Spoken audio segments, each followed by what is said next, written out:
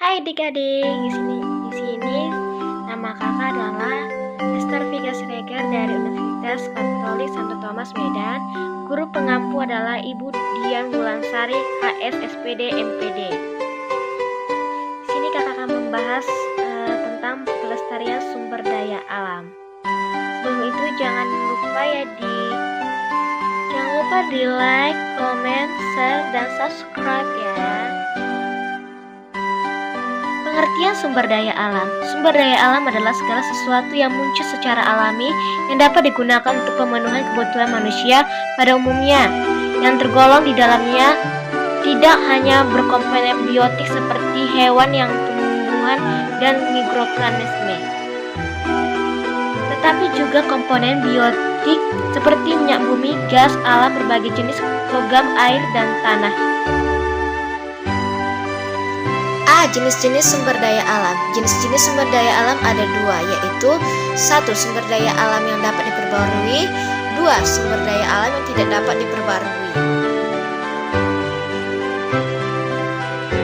Berdasarkan pembentukannya, sumber daya alam dapat diklasifikasikan sebagai berikut. Sumber daya alam yang dapat diperbarui disebut sebagai sumber daya alam yang dapat diperbarui karena alam mampu mengadakan pembentukan baru dalam waktu yang relatif cepat.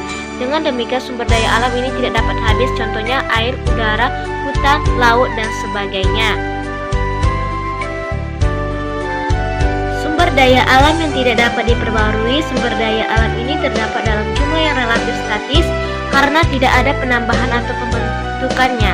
Sangat lambat bila dibandingkan dengan umur manusia, contohnya barang tambang, minyak bumi, dan sebagainya.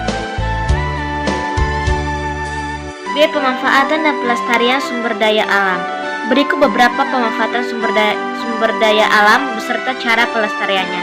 Pertama, pelestarian dan pemanfaatan air. 2. Pemanfaatan dan pelestarian tanah. 3. Pemanfaatan dan pelestarian tumbuhan.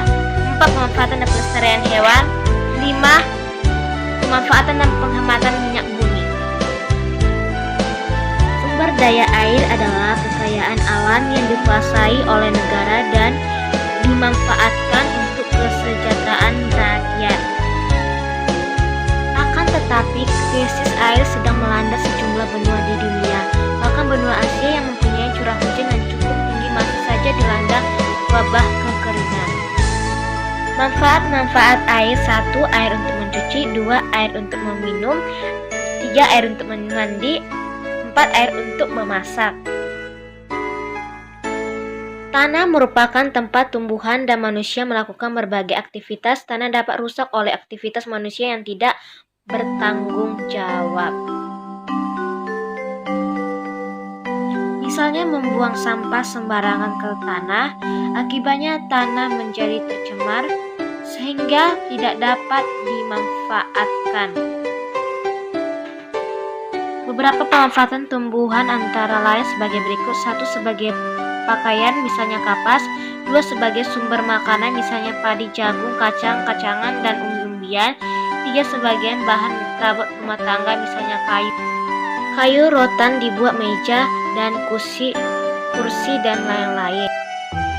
Pelestarian tumbuhan dapat dilakukan dengan cara sebagai berikut. 1. Pemanfaatan tumbuhan sesuai dengan kebutuhan.